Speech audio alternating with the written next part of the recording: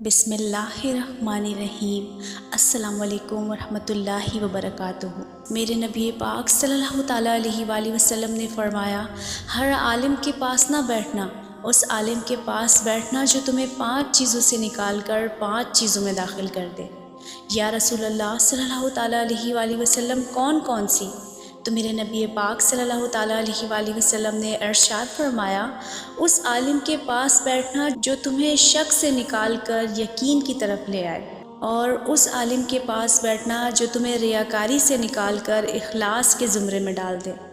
और तीसरा ये कि मेरे नबी पाक सल्लल्लाहु ताला अलैहि वसल्लम ने फरमाया, जो तुम्हारे दिलों से दुनिया की ख्वाहिश निकाल के और तुम्हारे दिलों में तुम्हारे रब तुम्हें आखिरत में ये चीज़ें देने वाला है, उसकी मोहब्बत तुम्हारे दिलों में पैदा कर दे। और चौथे नंबर पर ये कि मेरे नबी पाक सल्लल्लाहु ताला अलैहि वसल्लम ने इरशाद फरमाया कि उस शख्स के, उस आलिम के पास बैठो जो तुम्हें तकब्बुर से निकाल कर आजिज़ी की तरफ ले आए। और पांचवा, अल्लाह के महबूब सल्लल्लाहु ताला अलैहि वसल्लम ने फरमाया, उस आलिम के पास बैठो जो तुम्हें दुश्मनी से निकाल कर तुम्हें खैर ख्वाही की तरफ ले जाए। जज़ाकल्लाहु खैरा।